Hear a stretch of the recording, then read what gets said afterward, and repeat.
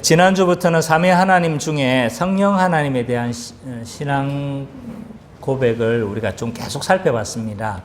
오늘 세 번째 시간인데, 첫째 시간은 성령 하나님의 인격, 그분이 어떤 분이시냐라는 것이었고, 또 지난주는 성령님의 사역이었던 거죠. 그래서 성령님이 어떤 일을 하시고 어떤 일들을 행하시는가, 좀 그 측면을 우리가 좀 살펴봤습니다. 지난주 설교를 요약을 좀 잠깐 하도록 하겠습니다.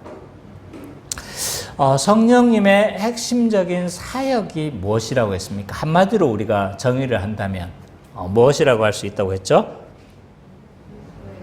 예수 그리스도의 뭐예요? 구원의 사역을 우리에게 적용하시는 분이 성령님이시다. 이것이 핵심 사역이에요. 그래서 그러면 구체적으로 이 적용하시는데 어떻게 적용하시냐라고 했었을 때 하나하나 좀 우리가 계속 좀 풀어서 살펴봤어요. 그 중에 하나는 성령님은 우리 그리스도를 증거하시는 분이라고 이야기를 했어요. 그래서 어떻게 증거하시냐 라고 했었을 때 이름의 측면으로 했고 또 성경의 측면으로 봤어요. 그래서 이름이 성령님의 또 다른 이름이 뭐라고 했습니까? 보혜사라고 했죠. 그렇죠? 이 보혜사라는 건 뭐 상담자, 변호사 이런 의미를 가지고 있는데 이 긍정적 측면과 적극적 측면과 소극적 측면이 있다고 이야기를 했어요. 그래서 적극적인 측면은 뭔가요? 옆에서 권고하시는 거예요. 하나님 이런 분이셔. 하나님 이런 분이셔. 그래서 자꾸 그 그리스도가 어떤 분이심을 막 증거를 하세요. 우리에게. 반대로 또 우리를 하나님에게 어떻게 하시는 거예요? 변호해 주는 거예요. 그래서 이 사람은 그리스도의 의로 옷 입은 사람입니다. 라고 이렇게 막 하나님 앞에 우리를 뭐 하는 거예요? 변호해 주고 증거해 주는 거죠. 그래서 여기에서는 이제 뭐 어떤 그 적극적인 좀 측면인 거죠. 그죠? 그래서 우리를 어떻게 하시는 거예요? 우리에게 예수 그리스도를 믿을 수 있도록 그리스도를 증거하고 말씀해 주시는 분이 성령님이시다. 그리고 또 성령님은 신약 성경을 교회를 주셨죠. 그죠? 그래서 모든 성경은 성령의 감동으로 기록되어진 거죠. 그러니까 성령님은 성경을 통해서 그리스도를 증거하신다 라는 측면을 우리가 살펴봤죠. 그리고 이 성령님은 증거하심으로 말미암아 우리의 실체를 드러나게 하셔서 믿게 하시고 또 그리스도의 모든 것을 믿을 때 적용하시죠. 그래서 성령님은 우리의 실상을 드러나게 하세요. 그래서 우리가 죄인이구나 라는 것을 드러나게 하시고 그렇게 하셔서 우리가 하나님 앞에 내가 죄인인데 어떻게 해야지? 라고 했었을 때 그리스도를 증거하시는 거예요. 그럼 우리가 또 믿게 되어지고 어떻게 되는 거예요? 믿을 때 어떤 일이 일어나는 겁니까? 네. 그리스도의 모든 것을 우리에게 적용시키시죠. 그리고 이 성령님은 신자 안에 영원히 내주하신다. 전세가 아니다. 라고 했죠. 그죠? 그래서 내주하시고 우리 안에 들어와서 성령님은 함께 하시죠. 이 내주하심이 그러면 어떤 의미가 있냐라고 했었을 때 삼위 하나님의 그 영원한 교제에 우리가 어떻게 한다? 동참하고 참여하는 것이 된다. 그리고 이 성령님의 내주하심은 그리스도와 우리와 함께 하심, 그리스도가 우리와 함께 하셔서 임마누엘 하시는 그리스도의 이름이 임마누엘이시잖아요. 그죠? 그래서 성령님으로 오늘날에는 임마누엘 하시는 거예요. 그래서 그렇게 함께 하심과 같은 의미를 가지고 있다. 그리고 성령님은 거듭난 우리를 또 어떻게 하시는 거예요? 교회가 되게 하신다. 그래서 교회가 되게 하셔서 하나가 되게 하시고 이것이 구체적으로 지역교회로 드러나는 거죠. 그래서 우리는 참 기쁨의 교회로 이렇게 그 성령님의 사역의 결과로 말미암아 이렇게 교회가 형성이 되어진 거예요.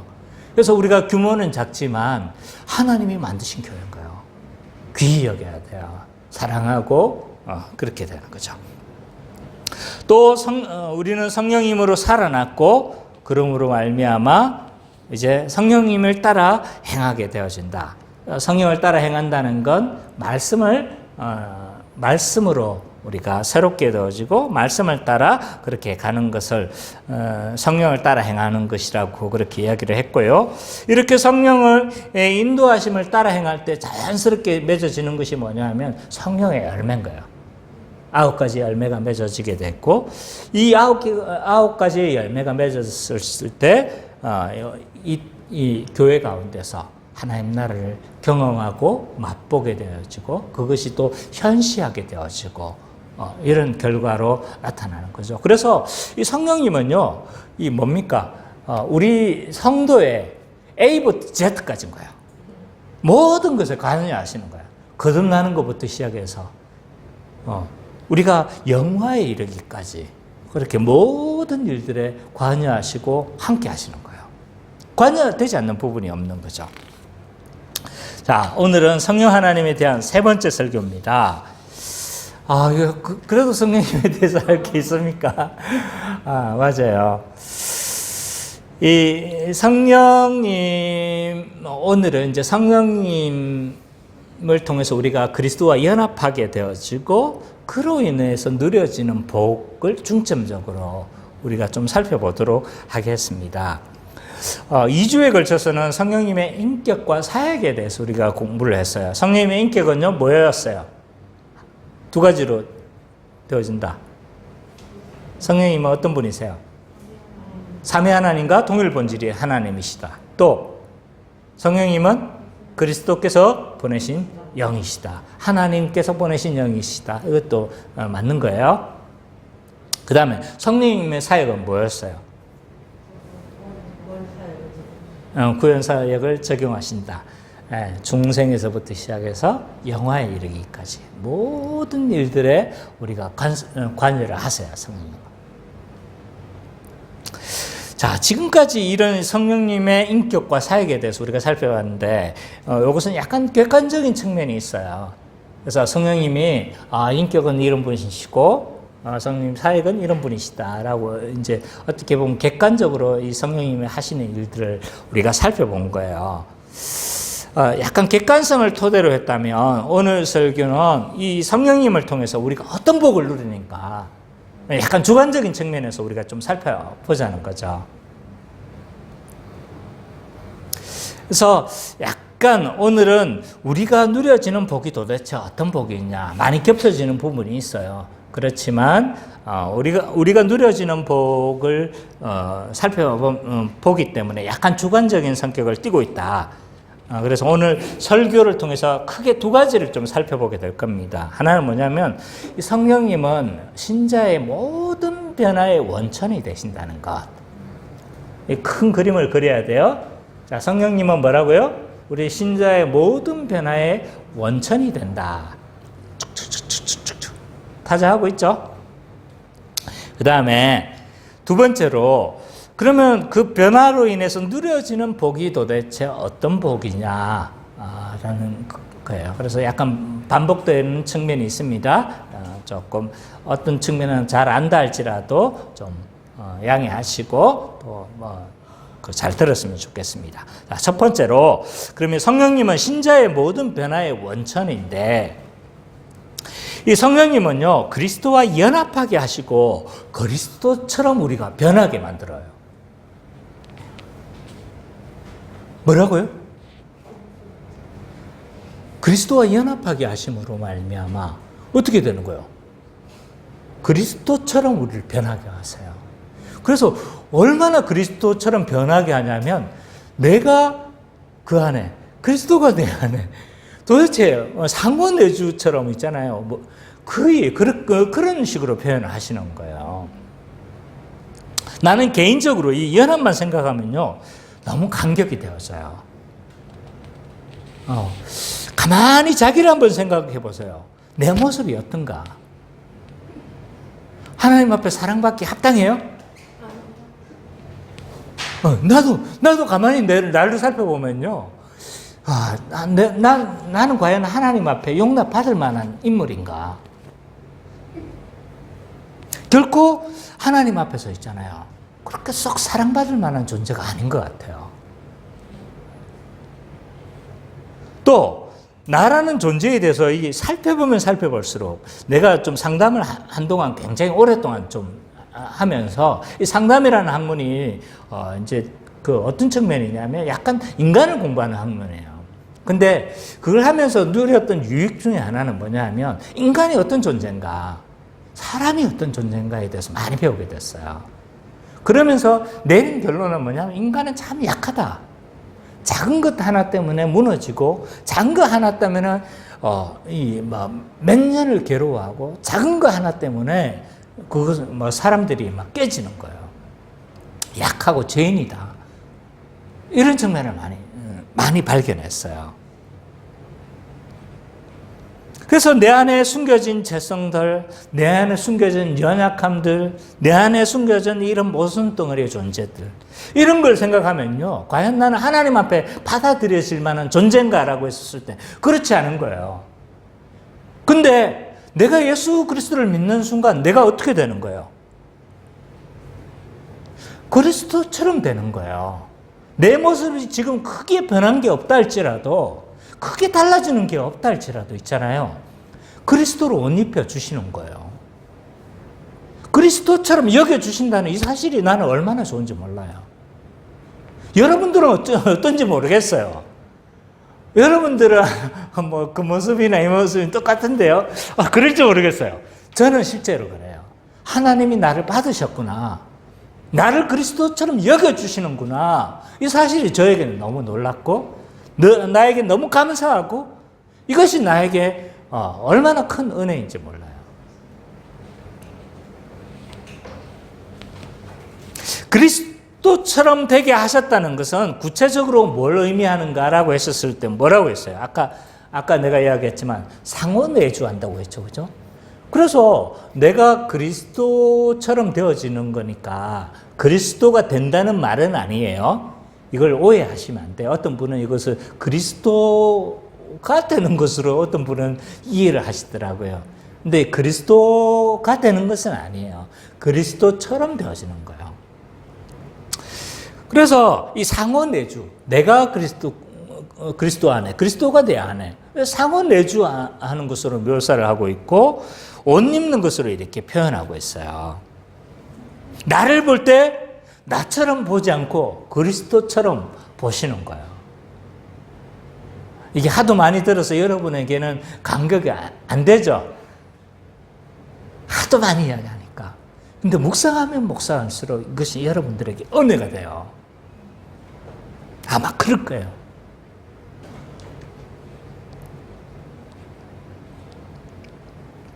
그로 인해서 우리가 어떻게 되는 거예요?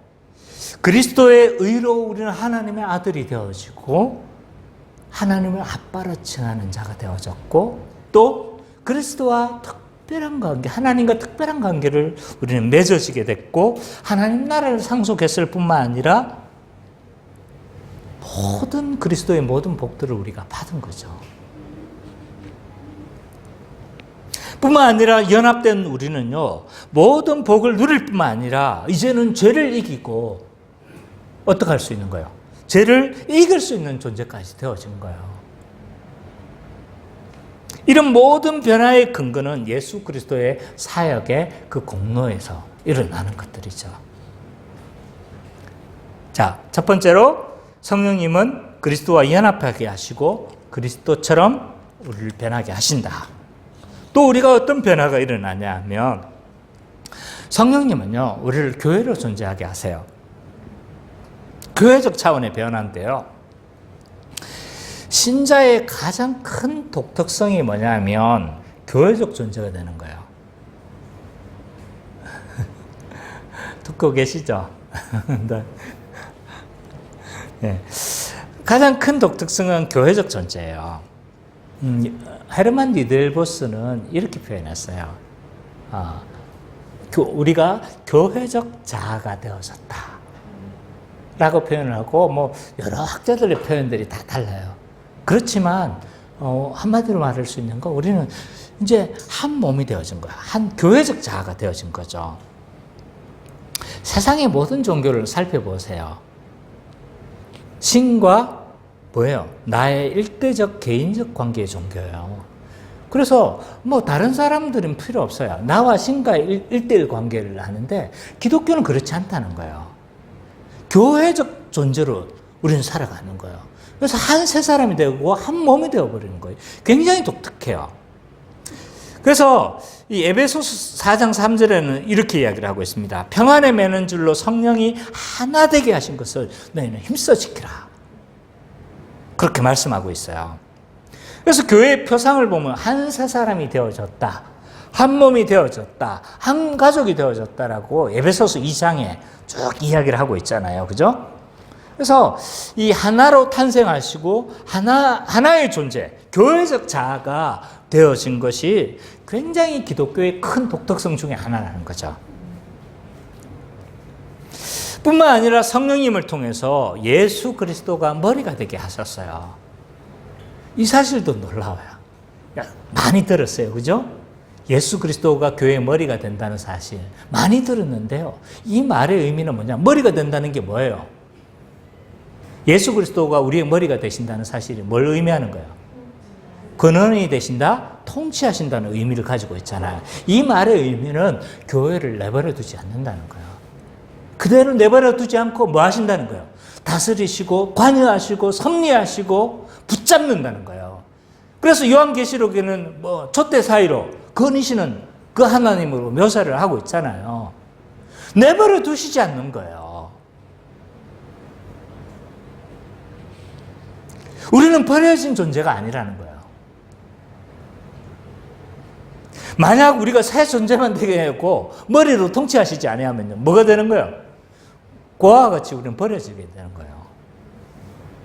내 머리로 우리를 통치하시는 거예요. 내버려 두시지 않는 거죠.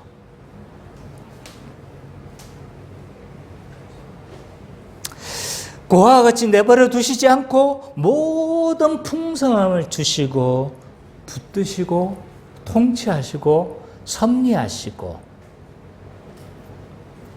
관여하시는 거죠. 왜 이렇게 성령님은 우리를 교회로 존재하게 하시는가? 왜 이렇게 교회로 존재하게 하실까요? 독특성이고 이런데 왜 이렇게 우리를 교회로 존재하게 하시는가? 가만히 보면요, 교회는 굉장한 존재예요. 여러분들이 교회가 어떠니 저떠니 해도요, 교회는 굉장한 존재예요. 왜냐하면 삼위 하나님의 사역의 결과로서 교회가 탄생했기 때문이에요. 삼위 하나님이 에베소서 1장을 보세요. 얼마나 1장을 봐보면 하나님의 그 구원의 섭리가 장대하고,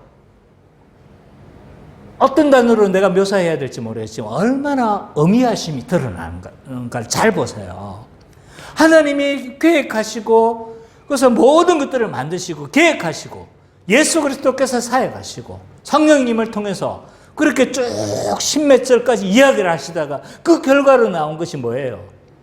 교회잖아요. 이 삼위 하나님의 그 사역의 결과로 말미암아 교회가 생겨나게 된 거예요. 그래서 내가 주로 이제 표현하는 표현 중에 하나가 뭐냐면, 교회는 하나님의 구원 역사에 있어서 정점에 있다. 결과물로 이거 딱 만드는 거야. 결과물로. 그러면 삼위 하나님께서 사역에서 있잖아요. 예수 그리스도의 십자가에 죽으시고 성령님께서 어떤 성을 보내시고 막 그렇게 해가지고 결국 만들려고 하는 게 뭐예요? 교회인 거예요. 교회. 뭐 듣거나 말거나 나는 열심히 할 거예요. 반응을 안 해주니까. 어쨌든 삼위 하나님이 있잖아요. 그 결과로 만들어지는 거니까 이 교회를 하면서 하나님의 그 기대가 얼마나 큰가 알 수가 있는 거죠. 그래서 우리는 교회를 결코 가볍게 취급해서는 안 되는 거예요. 자, 내가 이 교회의 중요성을 지금 잘 못 깨달았다 할지라도 교회를 가볍게 여기지 마세요. 그래서 우리는 함부로 교회를 욕하거나 그래서는 안 돼요. 제가 얼마 전에 얼마 전에 아니죠. 꽤 몇 년 전에요. IVF 출신의 어떤 간사님 출신은 아닌 것 같아요. 어쨌든 IVF 출신의 유명한 어떤 한 분이 계세요. 아주 공부를 많이 하시고 똑똑한 분이신데, 그래서 어떤 그분의 어떤 강의를 내가 한번 들으러 간 적이 있었어요. 책도 좀 내기도 하고 그러셨던 분인데, 굉장히 좀 개혁적이고 진보적인 성향의 분이세요. 그래서 이분의 이제 강의가 뭐였냐면, 한국교회와 이제 그 한국교회의 문제점을 진단하고, 그러면 한국교회가 나아갈 방향이 어떻게 나아가야 되는가라는 거였어요. 그래서 한 2주, 이틀인가 3일에 걸쳐서 강의를 했어요. 그래서 첫째 날은 굉장히 저는 좀 많이 이렇게 수긍이 갔어요. 한국교회의 문제가 뭐냐라고 했었을 때 그분은 크게 세 가지 문제를 지적했어요. 하나는 뭐냐면 그 교회의 특히 목회자의 사제화가 되는 것이 문제다. 이 문제. 또 하나는 교회가 세속주의에 빠졌다. 또 교회가 승리주의에 빠졌다. 세상에 대해서 고압적이라는 거죠. 그래서 우리는 예수 그리스도를 믿는 자, 예수 그리스도가 없는 자, 천국 가는 자, 지옥 가는 자. 그러니까 어떻게 하는 거예요? 마치 이 사람들을 개종하고 이 사람들을 그래서 약간의 고압주의적인, 약간 위에서 보려고 하는 이러한 태도에 빠졌다는 거예요. 그래서 어느 정도 저는 수긍이 갔어요. 그런데 그러면 진단이 되어졌으면 어떻게 해야 되는 거예요? 거기에 대한 대안이 나와야 될 거잖아요. 근데 이분의 대안이 아주 무시무시한 대안이었어요. 뭐냐면 교회가 이렇게 타락되어졌으니까 교회에서 뛰어내리라는 거였어요. 이튿날 두 번째 강의였어요. 교회에서 뛰어내리라. 그러면서 하는 말이 뭐냐면 교회 밖 신앙을 인정하자는 거예요. 대충 누군가 짐작이 안 가요? 안 가셔도 돼요. 굳이 말 필요는 없어요. 어쨌든 교회 밖 신앙을 인정하자는 거죠. 그래서 가나안 신앙을 인정하자는 거야. 저는 그 이후로 그분의 강의에 참여하지 않았어요. 물론 그때는 내가 교회론에 대해서 이런 더 확고한 이런 생각들은 없었지만 이것은 아니다는 생각은 저는 들었었거든요. 만약 우리가 교회를 부정하거나 가볍게 여기시면 어떤 결과가 있냐면 삼위 하나님의 그 사역의 결과를 우리는 뭐 하는 거예요? 부정하는 거예요. 거부하는 거예요. 맞아요. 굉장히 큰 죄인 거예요. 그래서 우리가 함부로 우리가 교회를 부정하거나 함부로 우리가 교회를 욕할 수 있는 대상이 아닌 거예요. 문제는 교회가 지금 약간 병들어 있고 잘못된 방향으로 나가는 것이 문제지 교회 자체가 잘못되어진 것은 아니라는 거예요. 무슨 말인지 아시겠죠? 이렇게 이야기하는 것은요, 교회를 모르는 무지의 소치인 거예요. 삼위 하나님은 교회라는 존재를 통해서 도대체 뭘 기대하시나? 라고 했었을 때, 제 생각은, 제 여러 가지 결과들은 이렇습니다. 교회는요, 이 교회를 통해서 그리스도께서 계획하시고 우리에게 하려고 했던 모든 것이 실제화되어지는 곳이 교회예요. 성화도 교회에서 실제화되어지는 것이고, 하나님 나라라는 것도 어떻게 되는 거예요? 하나님 나라도 사실은 하나님 나라가 왔다는 것이 뜬구름 같단 말이에요. 우리는 계속 이것을 개인주의적으로 생각해요. 그래서 예수 그리스도께서 예수 그리스도 내 안에 다스리시고 계시면 그것이 하나님 나라지. 개인적으로 생각한다는 거예요. 물론 그 측면도 있지만 정말 중요한 것은 우리 안에 그리스도가 거하심으로 말미암아 하나님 나라가 왔다는 건 알겠는데 그것이 실제화되는 곳이 어디라는 거예요? 교회라는 거예요. 그래서 교회가 어떤 존재라고 했어요? 하나님 나라를 현시하는 존재, 하나님 나라를 증시하는 존재가 교회라고 이야기를 한 거예요. 모든 것이 있잖아요. 교회에서 실제화되어지는 거예요. 다 뜬구름이에요. 교회가 없으면. 성화도 마찬가지고 모든 것이 다 뜬구름이 되는 거죠. 그래서 이런 그리스도 풍성함, 그리스도께서 다스림의 그 풍성함도 교회에서 누려지는 것이고 모든 것이 실제화되는 것이 교회인 거예요. 그래서 어떤 그 중세의 한 신학자는 뭐라고 했습니까? 신자의 어머니가 교회다라고 이야기를 한 거예요. 신자가 신자다운 삶을 살아가게 하는 것도 교회고, 하나님 나라가 이미 왔음을 알게 하는 것도 교회고, 다 실제화되는 곳이 교회인 거예요. 우리는 교회를 벗어나서 그리스도인다운 삶을 살 수가 없어요. 교회를 벗어나서 우리가 신자의 어떤 생명력을 유지할 수 없어요. 교회를 벗어나서 그 어떤 것도 이루어질 수가 없는 거예요. 그래서 우리는 교회를 잘 알아야 돼요. 그리고 이 교회를 형성하게 하시는 성령님에 대해서 우리는 잘 알아야 되는 거죠. 자, 또한 성령님은요, 이런 교회적 존재가 되게도 하시지만 개인적 차원으로 보면 각 그리스도 안에서 각 사람을 구원하세요. 예수 믿기 전에 우리는 어떤 존재였습니까? 우리가 어떤 민족이었습니까? 네. 예수 믿기 전에 우리를 회상을 해보십시오. 아마 예수 믿기 전에 나의 어떤 모습들, 아마 긍정적인 측면들 있을 거예요.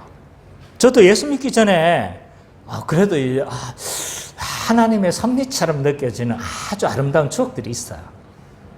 자, 어렸을 적에 그 시골에서 살았는데 땡땡 하는 소리가 너무 좋아가지고 엄마 아빠가 아빠가 술을 먹고 와가지고 막 온갖 깽판을 다 쳐놨는데, 그때 교회 소리, 종소리가 너무 좋아가지고 교회 앞에 가가지고 어슬렁어슬렁 적이 있어요. 아름다운 추억이죠. 지금도 생각나요. 그리고 여름 성경학교 왔다가 막 열심히 참여했었는데 다 끝났는데도 계속 하는 줄 알고 갔다가 어떤 전도사님이 계셨는데, 들었죠, 그죠? 전도사님이 계셨는데 오늘 교회 안 해요? 이렇게 물어봤어요. 근데 이분이 잠깐 생각하는 듯 하다가 교회 해, 들어와. 가지고 그 작은 누나하고 나하고 같이 있었는데 거기서 그 전도사님이 나를 안고 기도해 준 거 기억이 나요. 아마 처음부터 온 사람들은 이런 추억도 없을걸요? 그죠? 추억이 처음부터 다녔어요? 그러니까 처음부터 안 다닌 사람들은 이런 추억이라도 있어요. 자, 그래서 이런 긍정적인 내 모습이 있잖아요, 그죠? 그래서 나를 구원하신 것 같죠? 그죠? 결코 아닙니다. 우리는요, 적극적으로 하나님을 대항하던 자였어요.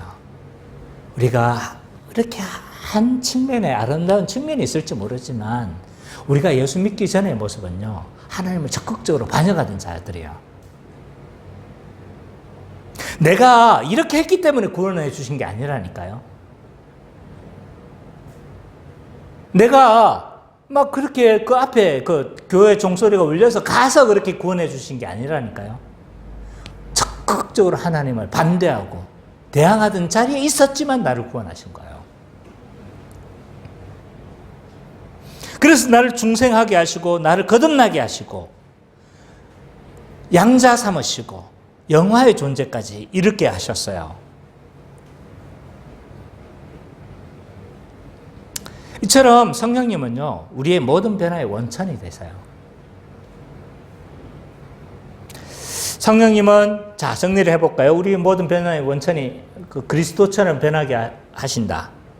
연합하시고 그리스도처럼 변하게 하신다. 또 교회적 존재로 변하게 하신다. 세 번째, 뭐요? 그리스도 안에서 각 사람을 구원하게 하신다. 이 세 가지 측면, 이런 모든 변화의 성령님은 원천이 되시는 거죠. 이처럼 성령님은 이런 다양한 변화의 원천과 근원이 되지만 그 중에서 우리가 좀 중심으로 삼아야 될 게 뭐냐면요, 교회적 차원의 변화예요. 이것을 우리는 중심으로 삼아야 돼요. 우리가 가장 추구해야 될 신앙적 패턴은 뭐냐면 내가 신앙하는 것이 아니고 우리가 신앙하는 거예요. 오늘날은 포스트 모더니즘의 시대라고 해요. 이 포스트 모더니즘의 시대는요, 한마디로 개인의 가치를 중시하는 거예요. 개인의 가치가 중시되어지니까 다원주의인 거예요. 왜? 한 사람 한 사람 가치가 다 중요하니까 뭐 하나를 주장할 수가 없잖아요. 그죠? 그러니까 다양한 원리, 다원인 거예요. 그래서 다양한 가치가 중시되는 시대가 오늘날의 시대예요. 그래서 개인의 가치가 중요한 시대이기 때문에 신앙생활도 있잖아요. 내가 신앙생활 하는 걸로 생각을 해요. 물론 개인적 차원이 없는 것은 아니에요. 분명히 개인적 차원이 있어요. 그러나 그것보다 더 중시되어져야 되는 건 뭐냐면 성경에서 말하고 있는 우리의 변화는 뭐냐면 교회적 존재라는 거예요. 교회적 존재이고 교회적으로 신앙생활을 해야 돼요. 그래서 내가 신앙생활을 하는 게 아니라니까요.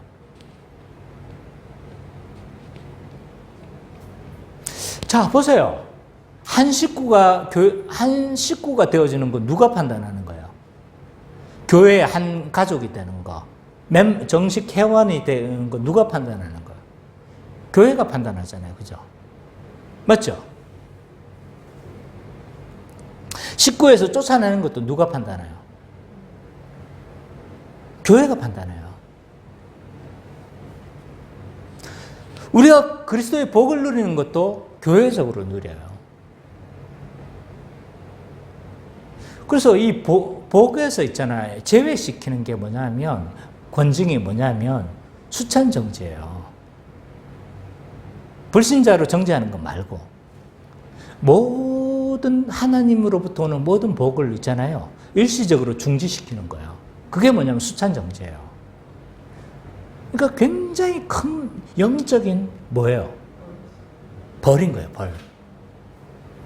그래서 성찬에도 참여 못하고 교제도 참여 못하고 모든 복에서 제외가 되는 거예요. 물론 가벼운 목례 정도는 할 수 있죠. 그러나 모든 곳에서 교회적으로 누려진 모든 복들에서 뭐 하는 거예요? 제외시키는 거죠. 자, 이처럼 우리의 전통 이런 신앙들은요, 다 교회적으로 생각을 했어요.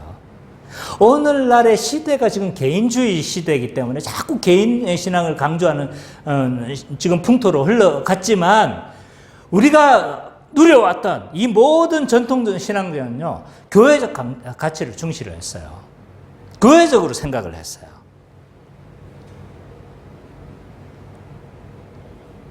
모든 것은 교회를 통해서 누려지게 돼 있어요.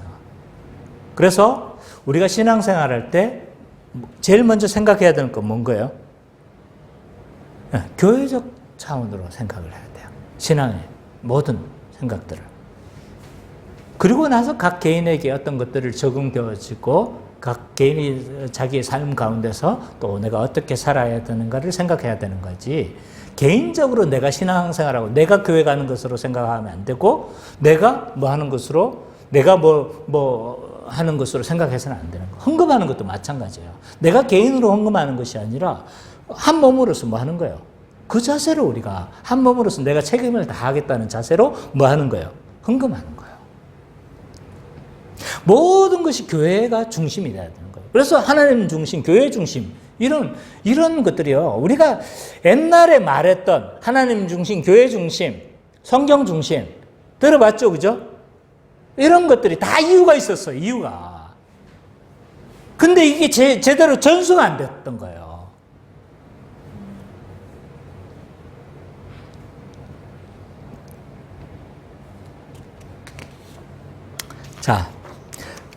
자, 우리가 이제 모든 변화의 성령님은 원천이시다라는 것을 큰 카테고리를 이제 살펴봤어요. 두 번째 큰 카테고리는 뭐냐면 성령님은 이 땅에서 누려진 모든 복을 누리게 하시는 분이세요.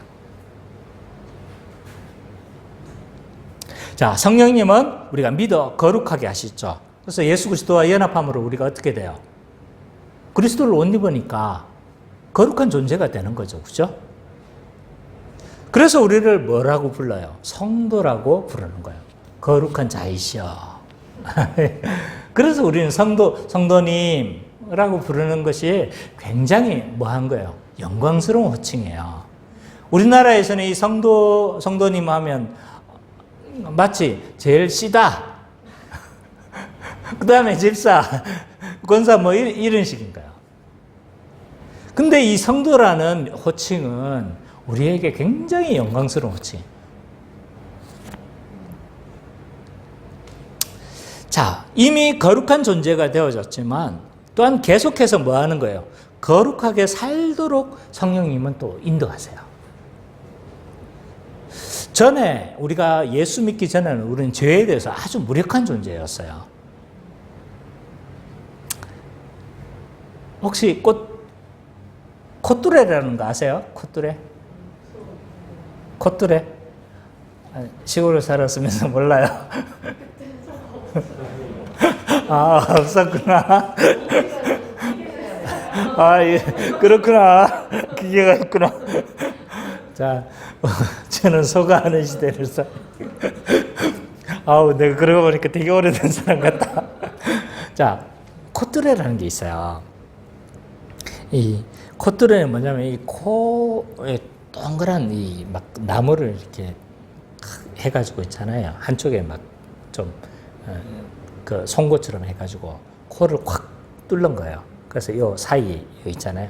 해가지고 이렇게 해가지고 여기 이제 뭐 줄을 연결시켜가지고 하는 게 이제 콧뚜레예요. 황소가 굉장히 큰 동물이잖아요. 사람보다 힘도 세고 한번 부딪히면 작살나요. 굉장히 큰 동물인데 그럼에도 불구하고 인간한테 꼼짝도 못해요. 왜 그럴까요? 네, 콧뚜레에 끼어서 그런 거야. 그래서 소가 조금 성질 난다고 이러잖아요. 툭 당겨버리면 딱 항복을 해버려요.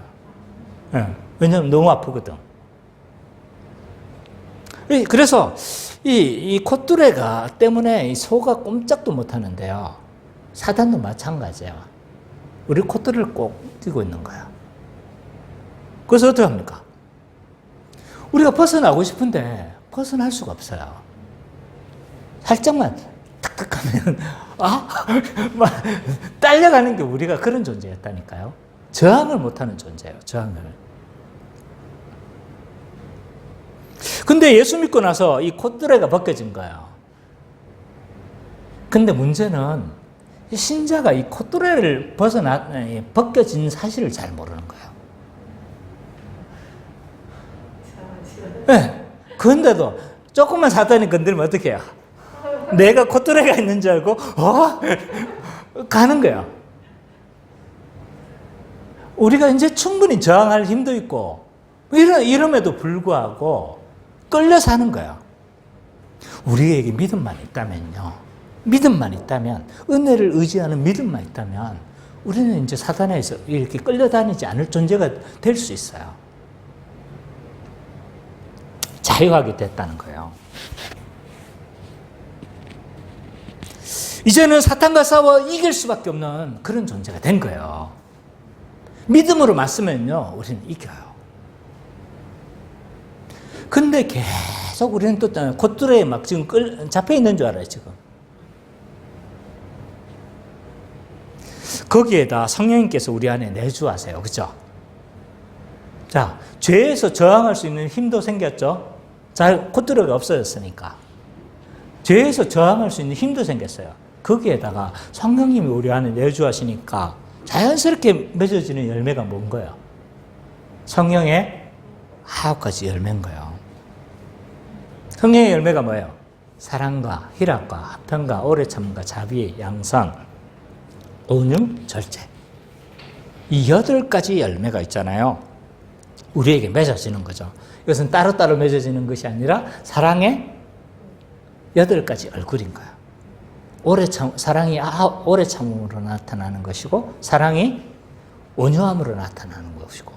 그래서 자연스럽게 신자는 있잖아요. 사랑의 열매를 맺어내요. 그래서 이 거룩이 뭐냐라고 했을 때, 죄를 안 짓는 것도 거룩이지만요. 우리는 여기에 많이 치우치거든요. 근데 좀 더 적극적인 거룩은 뭐냐면 그리스도를 닮아가는 거예요. 그리스도를 닮아가는 거. 그러니까 그리스도를 닮는 게 뭐예요?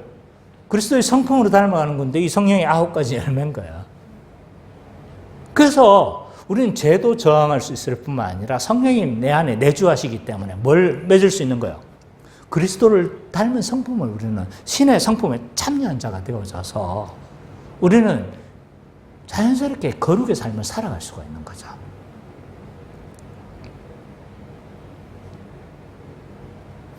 그렇지만 완전한 거룩은 이 땅에서 이루어지지 않는다.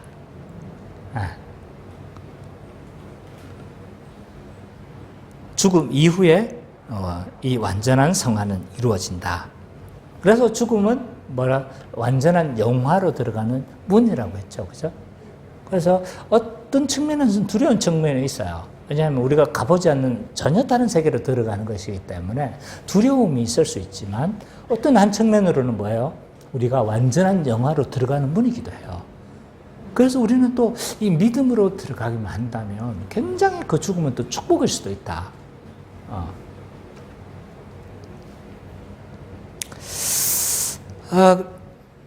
그래서 이 완전한 성화는 우리가 죽음 이후에 이루어지는데, 근데 이 완전한 성화를 현재 가운데서 이룰 수 있다고 생각하는 사람들 종종 있는 것 같아요. 어떤 성령의 강력한 기름 부으심 한 방이 있으면 그냥 뭡니까? 완전한 성화에 이룰 수 있을 것이라고 그렇게 생각하는 사람도 있는 것 같아요. 근데 우리는 이미와 아직의 그 긴장 가운데 살아가고 있기 때문에 완전한 성화에 도달할 수 없어요. 그렇다고 해서 우리가 마음대로 사는 것의 근거는 아니에요. 완전하게 할 수 없다는 것이지, 우리는 날마다 거룩을 추구해야 돼요. 죄를 피하고 하나님의 그 성품에 우리가 동참하는. 그래서 최종 그리스도 앞에 섰을 때 우리는 완전한 거룩에 도달할 거야. 그때는 우리는 신령한 존재가 됩니다. 고린도전서 15장에서 말하고 있는 신령한 몸이 되는 거죠. 그래서 우리가 하는 것마다 그때는 뭐가 되는 거예요? 성령의 뜻에 합하는 것이고 하나님의 뜻에 합하는 거예요. 또한 성령님은 우리를 거룩하게 하시는 존재라고 했죠. 그죠? 거룩하게 하시는 분이라고 했죠. 그죠? 그 다음에 성령님은요, 우리에게 능력을 주셔서 사명을 감당하게 하세요. 이 성령님은 구약시대에 어떻게 역사하셨습니까? 하나님의 사람을 보호하기도 하고 때로는 능력을 주셔서 그 사명을 감당하게 하셨어요. 한번 볼까요? 신명기 34장 9절을 우리 수민자매가 좀, 신명기 34장 9절, 사무엘상 16장 13절, 우리 선미자매가 좀 읽어주십시오.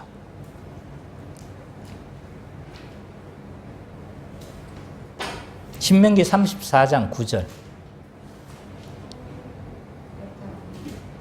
사무엘상 16장 13절.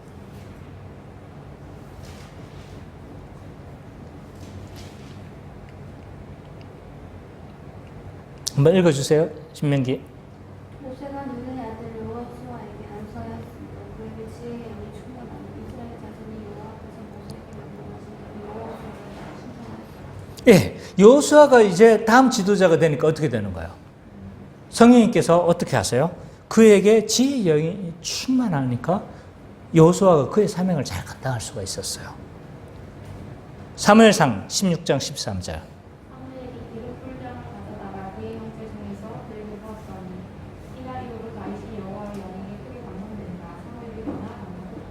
예, 다윗 왕이 이렇게 사무엘 선지자를 통해서 기름 부음을 받으니까 왕으로 이제 세워지고 하나님 명령을 따라 왕으로 세워지니까 어떻게 되어지는 거예요? 성령에 크게 감동되어져서, 여호와의 영이 크게 감동되어서 그가 그의 사명들을 잘 감당할 수 있었어요. 그래서 이 구약에서도 성령님을 부어주셔서 능력으로 사역을 감당하게 하셨어요. 하나님의 사람을 보호하기도 하고 사명을 감당하기도 하셨죠. 신약시대에서도 이 신약 시대에는 더 큰 능력으로 부어주세요. 그래서 주의 일을 감당하게 하세요. 요한복음 3장 34절 우리 성민 형제가 해주시고, 사도행전 4장 8절을 우리 은찬 형제가 좀 해주시고, 고린도전서 12장 7절을 우리 박선희 사모님이 한번 좀 읽어주십시오.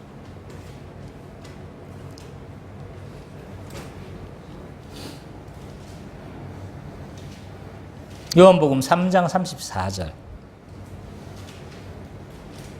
하나님이 보내신 이는 하나님의 말씀을 하나니 이는 하나님이 성령을 한량없이 주십니다. 네, 하나님의 말씀을 하나니 이는 하나님의 성령을 한량없이 부어주십니다. 그리스도께서도 어떻게 하는 거예요? 그의 그 성령의 부어주심으로 말미암아 그의 사역을 감당하셨어요. 또 제자들은 어떻게 했는가? 사도행전 4장 8절. 이에 베드로가 성령 충만으로 이르되 백성이 걸린 자가 정하니라. 이 제자들도 성령의 권능을 부어 주셨을 때 그의 사명을 감당할 수 있었죠. 또 고린도전서 12장 7절. 각 사람에게 성령을 나타내심을 유익하게 하려 하심이라. 예. 오늘날도 성령님은요, 사역을 감당할 수 있도록 은사를 주셔서 유익하게 하세요. 그래서 이 유익하게 한다는 건 어디가 유익하게 한다는 거예요? 교회가 유익하게 한다는 거죠. 자, 은사는 하나님 나라의 분깃이에요. 그래서 우리가 있잖아요. 은사를 우리가 사용하지 않는다든지 이렇게 되어지면 어떻게 하는 거예요? 하나님 나라의 그 분깃을 사용하지 않겠다는 거예요. 그래서 굉장히 이건 뭐한 거예요? 이기적이고 좀 신자의 마음이 아닌 거예요. 나는 은사가 뭔지 모르겠는데요. 저는 은사가 없는데요. 이 말은 그 은사가 없다고 하는 이 말은 뭐예요? 곧 저 하나님으로부터 거듭난 자가 아니에요. 이 말인 거예요. 그러니까 내가 은사, 하나님은 있잖아. 우리가 거듭나는 순간 뭐 하시는 거예요? 은사를 주셨어요. 근데 그것이 이제 뭔지를 모른다는 거예요. 근데 뭔지 모른다고 해서 우리가 섬기지 않는 것에 근거가 돼서는 안 되는 거죠. 그래서 내가 모를 때는 뭐 하는 거예요? 그냥 보이는 대로 섬기면 되는 거예요. 보이는 대로. 그래서 내가 할 수 있는 선에서 할 수 있는 거죠. 그래서 수민자매는 반주를 하는 거고, 선미자매도 지금 보이는 대로 지금 하는 거잖아요. 그죠?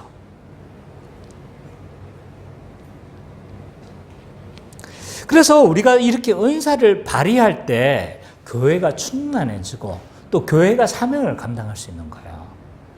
그래서 은사를 사용하지 않고 내가 아무것도 하지 않으려고 하는 것, 이거는요, 좀 한몸임을 거부하는 행위인 거예요. 그래서 내가 교회 안에 무엇을 가지고 섬길 것인가 늘 고민하고 무엇을 해야 될 것인가를 늘 생각해야 돼요. 내가 해도 되고 안 해도 되는 이것은 아니라는 거예요.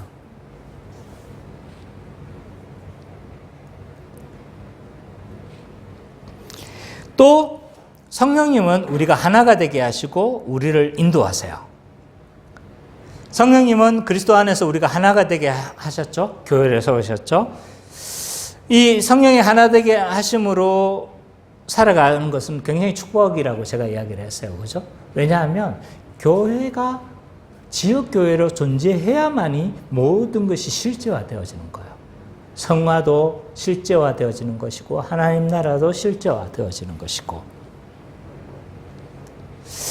그리고 이 성령님은 우리가 십자가의 길로 인도하시는 거죠. 이처럼 성령님은요, 우리를 거룩하게 하시고 또 뭐한 거예요? 능력을 주셔서 사명을 감당하게 하시고 또 하나가 되게 하셔서 하나님 나라를 맛보게 하시고 인도하심으로 하나님을 닮아갈 수 있도록 이렇게 만드시죠.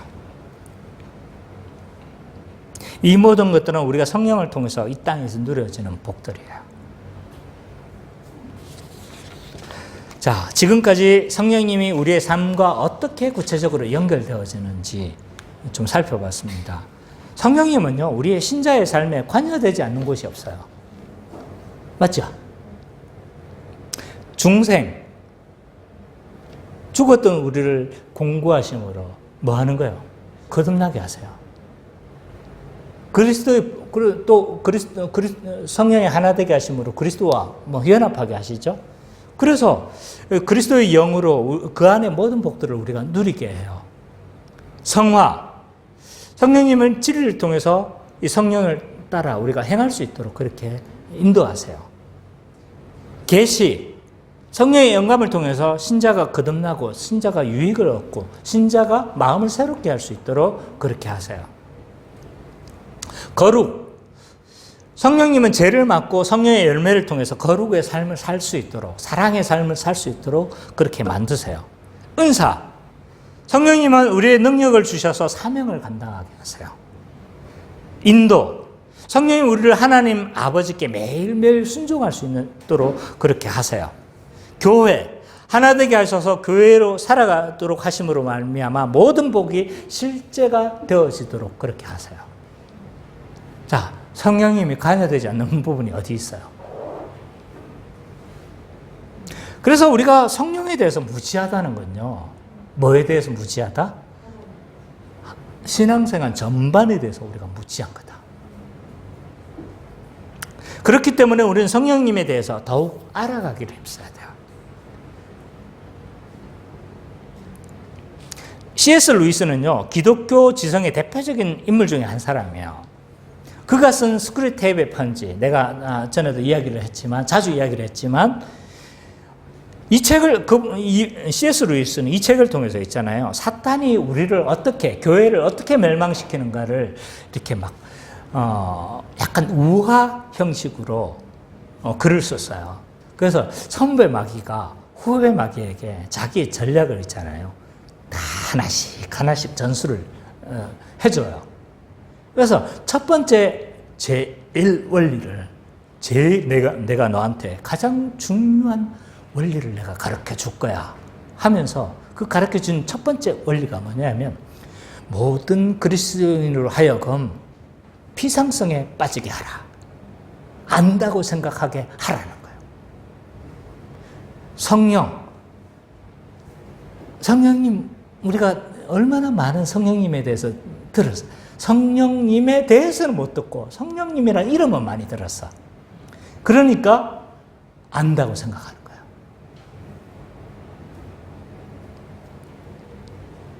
그래서 우리가 피상성에 빠지게 하는 거예요. 많이 들었기 때문에 많이 안다고 생각하는 거죠. 성민이가 이번 주에 좋은 경험을 했어요. 주성민 형제가 그런 거예요. 친구들이 율법에 대해서 물어본 거예요. 그래서 율법에 대해서 막상 대답하려고 하니까 대답할 만한 게 딱 율법의 제2사용밖에 생각이 안 나더라는 거예요. 그래서 우리가 죄인으로 드러나게 해서 그리스도께로 인도하는 몽학 선생의 역할을 한다. 제일 중요한 거 애국에 내왔어. 그렇지만 그 자세한 여러 가지, 그러면 오늘날 율법이 유효하느냐, 유효하지 않느냐, 그리고 또 뭐 여러 가지 자세한 것들을 설명을 못 하는 거예요. 이게 피상성인 거예요, 피상성. 대충은 아는데 자세히 모르는 거예요. 자, 이게 왜 대충 하는 게 위험하냐면요, 이런 거예요. 우리가 알아도 있잖아요. 실제 삶에 부딪히면 이것이 믿음으로 붙잡는 데까지는 어려운 거예요. 제가 요즘 족구에 조금 맛을 들여가지고요, 족구에 이렇게 하는데, 제가 늘 킥을 할 때 고민이 뭐였냐면, 킥을 전 힘을 다해서 내가 빵 쳐요. 뻥 차는데, 나는 죽을 힘을 다해서 찼는데, 가다가 메가리가 없어. 가다가 그냥 쉽게 막아버려. 왜 그런가 고민을 한 거예요. 그래서 옆에서 보고 있던 축구를 배운 목사님이 딱 알려줬어요. 순간적으로 빵 차대 꽉 밀으라는 거예요. 근데 이거 있잖아요. 그렇게 해보니까 내가 믿기지 않을 만큼 공이 막 종알같이 확 날아가는 거예요. 내가 깜짝 놀란 거예요. 이거구나. 근데 내가 알았다고 해가지고 이게 축구에서 그대로 사용될까요? 안 될까요? 안 되는 거예요, 이게. 급할 때는 이게 믿음으로 연결이 안 되는 거예요. 급할 때는 내가 이걸 붙잡고 해야 되는데 그냥 그때는 뭐 하는 거예요? 옛날에 했던 방식으로 그대로 해버리는 거예요. 자, 우리가 자꾸 들었던 걸 또 듣고 또 익혀야 되는 이유가 여기 있는 거예요. 듣고 그것에 대해서 하나 더 견고하게 넓혀가고 그리고 또 듣고 또 들어야 돼요.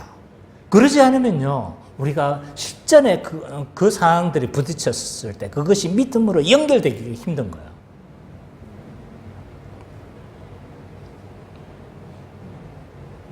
그래서 우리는 성령님에 대해서 계속 알아야 돼요.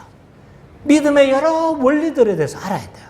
구속사에 대해서, 언약에 대해서 계속 알아야 되는 거죠.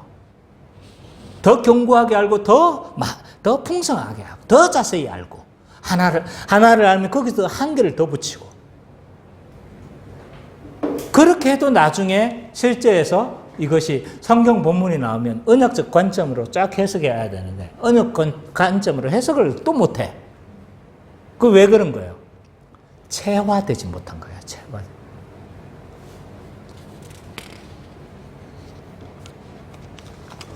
자, 그래서 우리는 열심히 공부해야 합니다. 열심히 공부하고 알아갖고 어떤 부분은 또 반복되어지는 부분이 있어요. 저도 이 반복되는 부분을 가리키는 게 가장 힘들어요. 왜냐하면 다 알고 있다고 생각하니까. 그럼에도 불구하고 의심의 은사를 가져야 되는 거죠. 모르고 있다고 생각을 하면서 또 반복하는 거예요. 이게 얼마나 목사로서 힘든지 모를 거예요. 아는 것이라고 생각하는데 다시 한번 반복해야 되는 거. 이영 목사님도 가끔 봐보면요. 어떤 부분은 굉장히 뭐 한 거예요?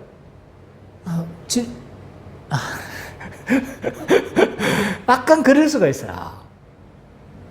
실제로 내가 아는 부분이니까. 그렇지만 그분 또 계속 반복하시는 거예요. 왜? 이걸 또 모르는 사람이 있다고 생각하는 거예요. 자, 그렇게 우리는 열심히 공부해 가야 합니다. 뿐만 아니라 성령님이 우리를 교회되게 하셨는데 교회로 살아가도록 힘써야 돼요.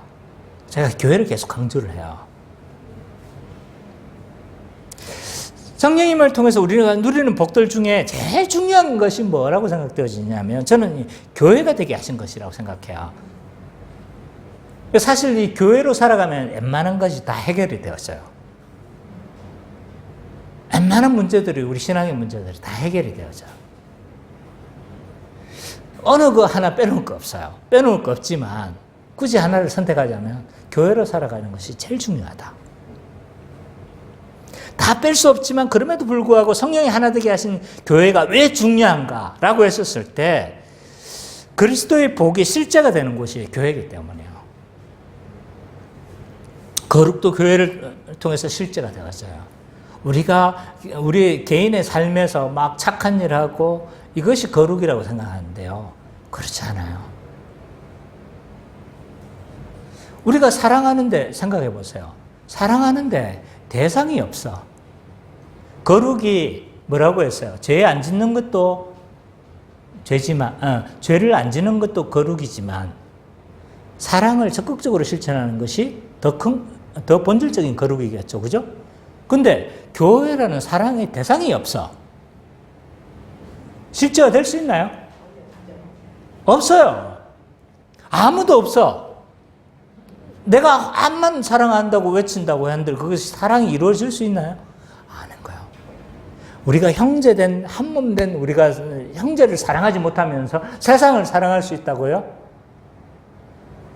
자, 가족 사랑하지 못하면서 저 밖에 길거리에 다니는 사람, 어린아이들 사랑할 수 있어요?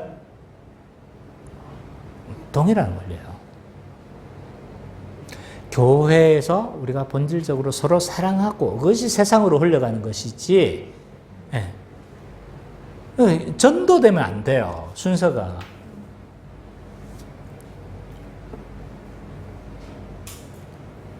거룩도 있잖아요. 교회 안에서 실제화되는 거예요. 그러면 소극적으로 우리가 죄 안 짓는 것도 그건 죄 안 짓는 건 내 개인적인 거 아닙니까? 아니에요. 교회로 사는 것과 나 혼자 사는 것이 어떻게 그 교회 죄를 쉽게 짓는가를 한번 보세요. 모든 죄는요, 혼자 있었을 때, 교회적으로 존재하지 않고 혼자 있었을 때 모든 죄는 지어요. 그리고 교회의 권징이 있기 때문에 우리는 뭐 하는 거예요? 그래서 죄를 두렵게 여기는 거죠. 또 교회에서 이렇게 우리가 말씀을 작용하고 또 말씀을 듣고 그러면서 우리가 어떻게 되어지는 거예요? 믿음이 더 견고해지는 거잖아요. 우리가 죄를 짓지 않는 것도 교회에서 실제화되어지는 겁니다. 어느 것 하나 교회와 연결되지 않는 게 없어요. 하나님 나라도 마찬가지죠. 교회적 삶을 통해서 실제가 되어져요. 하나님 나라가 왔다는 게 하나님 나라가 왔습니다 그런다고 그거 되는 게 아니잖아요. 하나님 나라가 왔음이 보여져야 될 거 아니에요. 그 존재가 교회인데 그럼 하나님 나라의 삶이 어떤 거예요? 초월적 삶이에요. 초월적 삶. 세상과 다른 초월적 삶이에요. 그 초월적 삶은요, 사랑인 거예요. 사랑. 세상은 서로 뺏으려고 난리인데 교회는 막 서로 자기 것을 내어줘. 이런 초월적 삶을 통해서 뭐가 되는 거예요? 하나님 나라가 현실화 되는 거예요. 모든 것이 교회를 통해서 실제화되어져요. 그렇기 때문에 교회적 존재로 살아가는 것이 중요합니다. 저는요, 그럼 교회적 존재로 살아가는 게 뭡니까? 정말 자세히도 하셔라. 네, 이렇게 해야 돼요. 교회적 존재로 살아간다는 건요, 한 몸이 되었음을 믿는 거예요. 그래서 뭐 하는 거예요? 서로 섬기며 사랑하는 거죠. 한 몸이 됐다는 것들을 믿는 거예요. 이걸 의심하면 안 돼요. 한 몸이 됐음을 믿고, 한 몸이 됐음을 믿으면 어떻게 하겠어요? 서로 사랑하겠죠. 그래서 돕는 배필로 서로 교회의 지체를 위해서 살아갈 거예요. 그리고 그리스도의 말씀과 성령으로 통치하시지만, 그리스도가 머리에 대해서 통치하시지만, 목사와 장로의 그 다스림을 통해서 그 통치가 대리 통치가 이루어진다는 것들을 알기 때문에 그렇게 교회의 다스림에 순복하는 거예요. 그래서 우리가 세례받을 때 뭐라고 합니까? 교회 지리와 다스림에 제가 순종하겠습니다라고 서약하는 이유가 거기에 있는 거예요.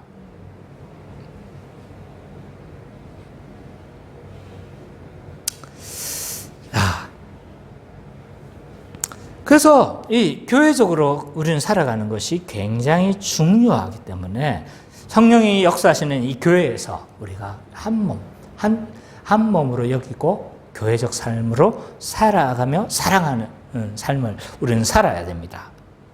자, 예수 그리스도는요, 하나님 아버지는 하나님의 모든 구원들을 계획하셨어요. 그리스도는 그 구원을 실행하셨어요. 그래서 그의 죽으심으로 말미암아 어떻게 됐어요? 우리가 구원을 얻었잖아요.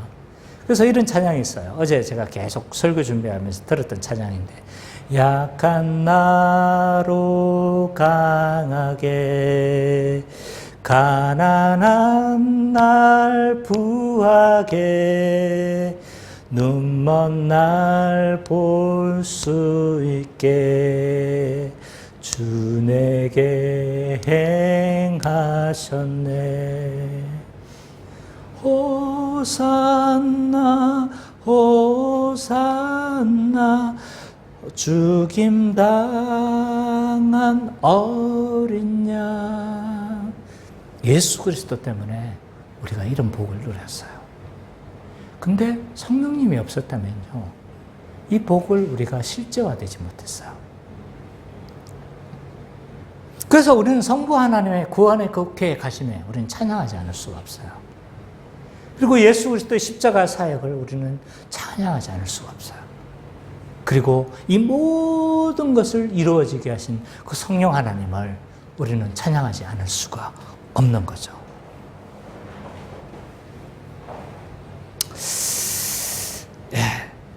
그래서 우리가 성부 하나님을 예배하고 성자 하나님을 예배하며 성령 하나님을 예배할 뿐만 아니라 또 우리가 오늘 또 성령을 공부했기 때문에, 성령님을 공부했기 때문에 성령 하나님을 통해 누려지는 모든 복들을 우리 교회를 통해서 누려졌으면 좋겠어요. 실제화되어졌으면 좋겠어요. 그래서 우리가 이 하나님을, 성령 하나님을 그냥 입술로 고백하는 것이 아니라 우리의 삶에서 체험하고 그 고백이 이루어져야 되지 않겠어요? 그죠? 그래서 전에는 내가 뭐 이러잖아요. 찬양. 그 어버이 노래. 나 실제 괴로움 다 잊으시고 아무것도 모르고 막 불렀단 말이에요. 근데 부모가 되고 이제 다 경험해 보니까 어떻게 하는 거예요? 나 실제 괴로움. 이게 실제 노래가 되는 거예요. 아직 조금 더 경험해야 돼요. 그러니까. 그래서 이 성령 하나님을 우리가 실제적으로 경험하고 정말, 그래서 이것을 우리 진심으로 나오는 그 찬양으로 예배하는 우리 기쁨의 교회 모든 성도님 되시기를 간절히 축원합니다.